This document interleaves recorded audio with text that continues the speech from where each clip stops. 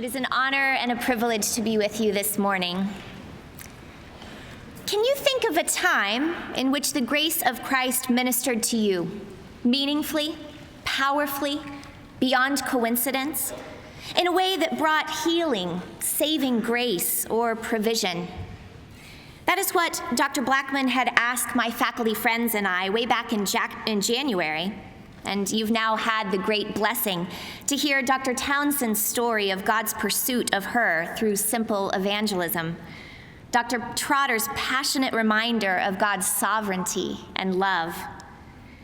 Oh yes, I thought, several stories came to mind.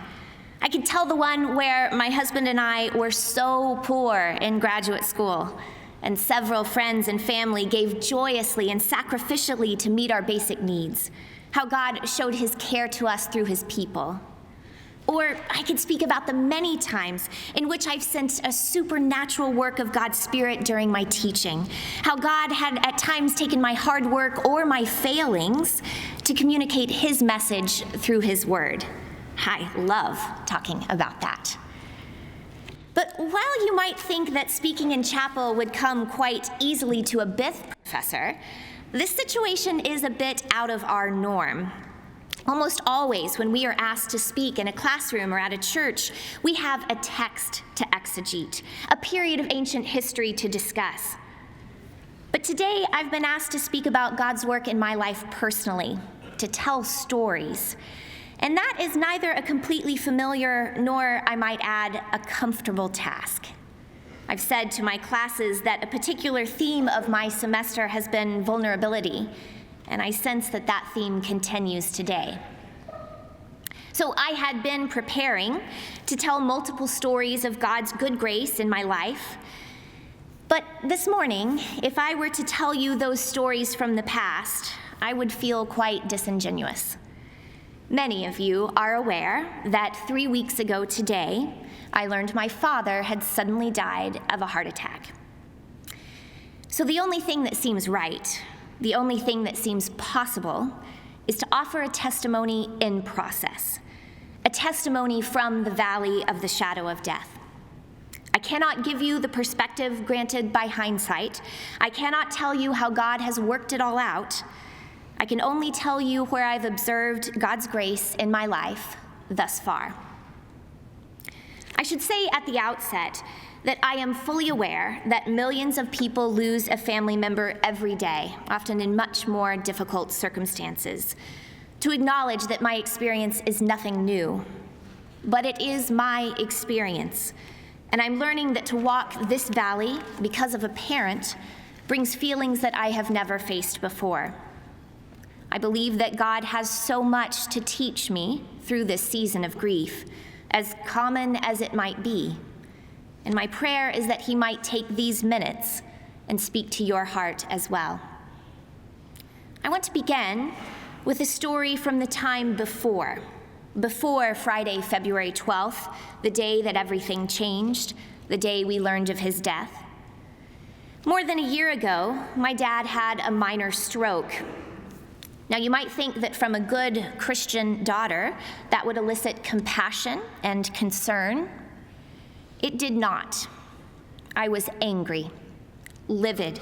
I could not stand to be in his presence after it happened.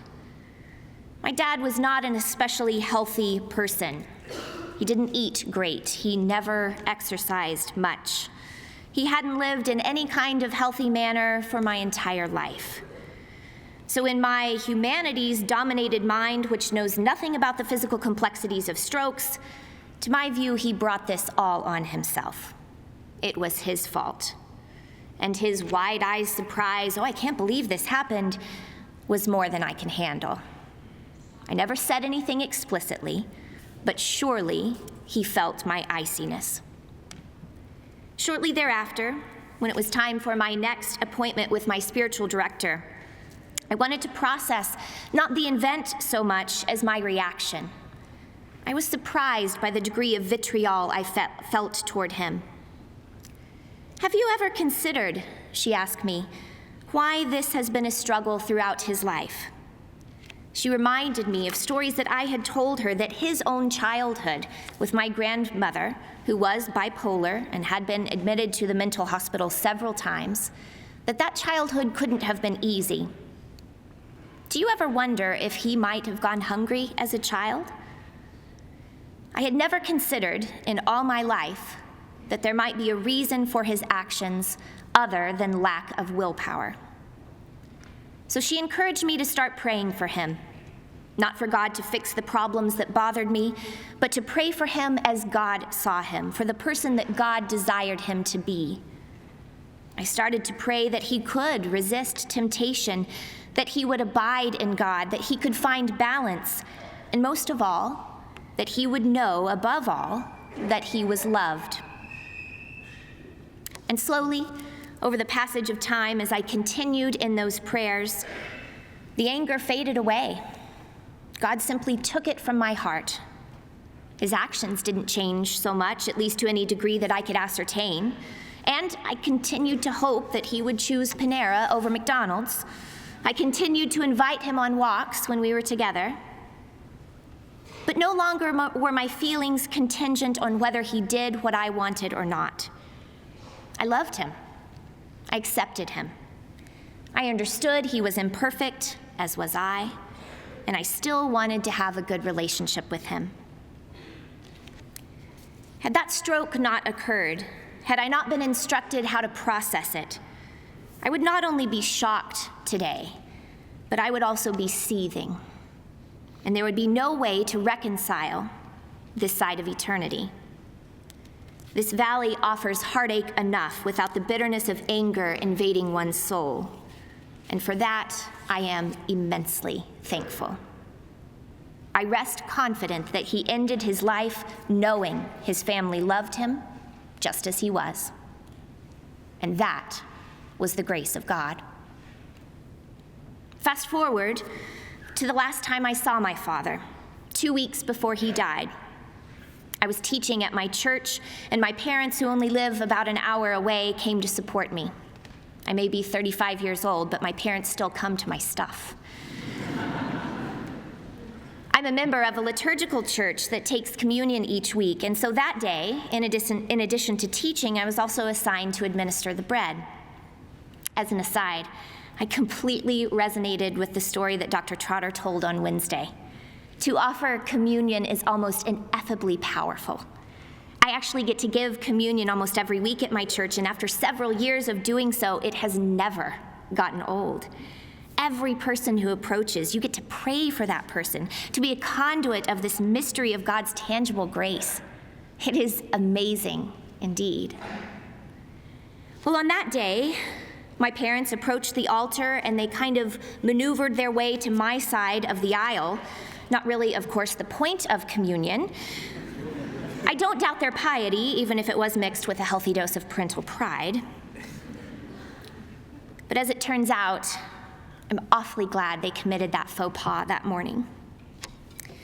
I had in the past given Eucharist to my dad on a few occasions, and after the event of the stroke, I found it quite a profound moment. I'm giving him this little wafer, proclaiming that this is bread from heaven, praying that he would be sustained, that his needs would be met, that he would be satisfied. And that Sunday was no different. He knelt. I placed it in his palm, looked in his eyes, smiled as I said the words of pronouncement. And quietly he voiced, "Thank you, Aim," his regular abbreviation of my name. And that moment was the grace of God. The service ended. We went to lunch to celebrate my mom's birthday. I hugged him and told him I loved him, and they drove away. I will never see him again. But now to some stories from after that time, from after Friday the 12th. On the first Sunday I returned to church after I had gotten the news. It was the Eucharist again that broke the stoic shock that had settled over me after the first few hours of tears.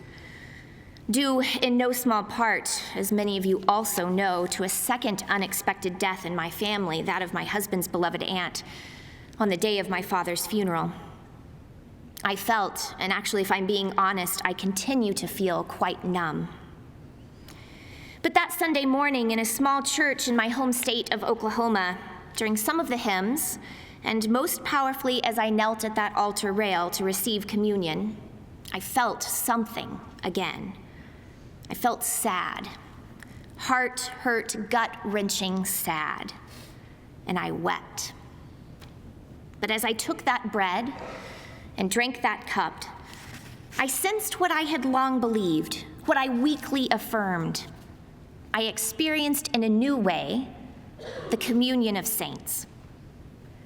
The thought dawned upon me that morning that I am joined to my Father as a daughter, but I am also joined to him as a sister. And as such, I am joined to him in this meal. There is research here that beckons me. Do those who are absent from the body and present with the Lord, do they feast with him?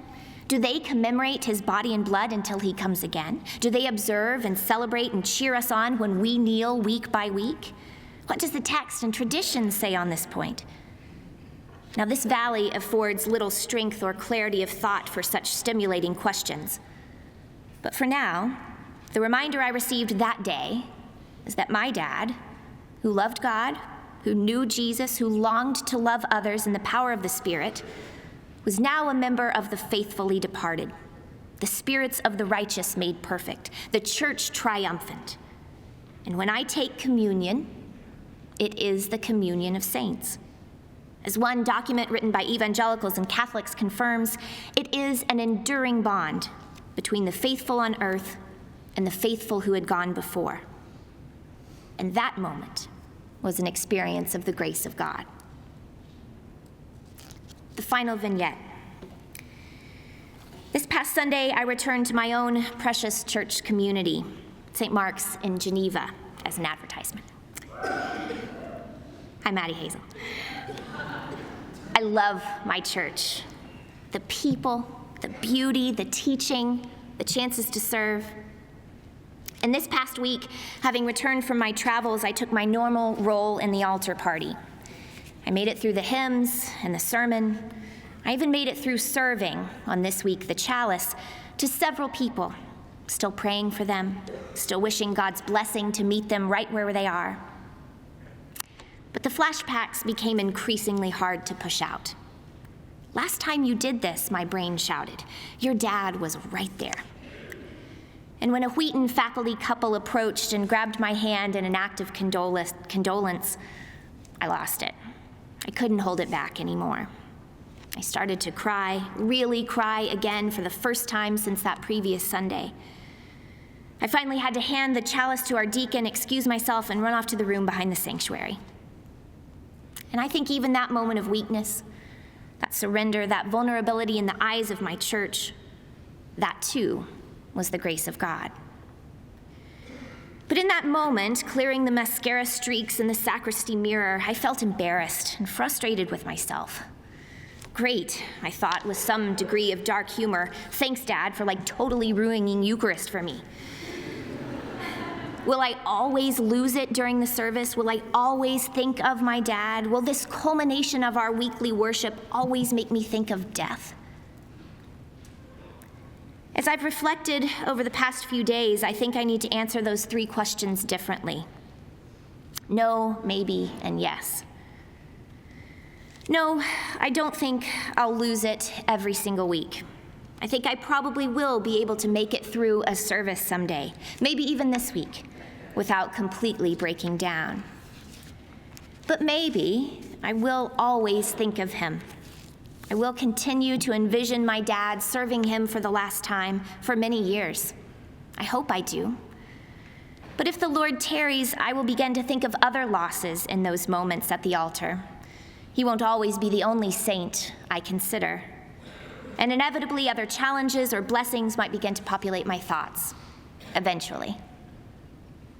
But finally, yes, actually, I hope that Eucharist will always drive me to consider death. My father, we have learned, actually died on Ash Wednesday. He traveled for business during the week, and so alone in his rented apartment, my mom or brother and I were not able to realize this fact right away. He died in the early morning hours of the very day when countless Christians, myself and my family included, were smearing our foreheads with ashes, and ministers were reminding us, "You are dust, and to dust you will return." I hope then that every year on that day and every week in between, I approach the table not with an unhealthy morbidity, but a sober acknowledgement that, as Paul says, just as sin came into the world through one man and death came through sin, so death spread to all, because all have sinned. And when we kneel, we do so having acknowledged our own sinfulness and therefore acknowledging our own march toward mortality. But we can, each week, make that embodied approach to the throne of grace. And I know that I'm coming off a little bit like a crazy Anglophile here. So I acknowledge that some of you approach the throne of grace through exuberant worship or prayer rather than bread and wine. But we all can approach that throne of grace because we are each week proclaiming the death of the one who defeated death. Christ has died, but Christ is risen, and Christ will come again. I may continue to experience some kind of mystical communion with my Father in this meal each week, but I cannot forget that it is also a surefire, guaranteed down payment of the fact that we will all feast together again at the marriage supper of the Lamb. Though I don't fully grasp the mystery, I rest assured that those prayers of mine for my Father are now answered. My Father is now satisfied. My Father is now fully knowledgeable of his being fully loved. And I will get to join him someday. But that is a promise that now I only occasionally lift my eyes to gaze upon. It still seems a mountain, way off in the distance, and this valley stretches out before me farther than I can see. But if I look back, I recognize that I have trudged through some of it already, one foot in front of another. Take a breath. Take a shower. Run. Give a lecture. Write. Read a book. Give a hug. Play a game. Sometimes even the most basic acts have taken what seems to be an inordinate amount of will. In many moments, those basic acts take more will than I think I can muster. But they've gotten done, somehow. And actually, I know how. If I've said it once in the last 3 weeks, I've said it 1,000 times. I have felt sustained by, borne upon the wings of the prayers of so many. As I drove that first Saturday to buy funeral clothes for my 3 children, I thought, how is this humanly possible? Yet I knew that I had the strength to do it because people were praying. In addition to prayers, so many have offered kind words, hugs, cards, flowers, childcare, meals. Every single act of kindness has been so powerful, so supportive. It seems terribly inadequate, but I do want to say that to this community, thank you. Thank you for what you've done. Even though I walk through the valley of the shadow of death, thou art with me, in, with, and through the body of Christ, his people, and his bread. And that is the grace of God.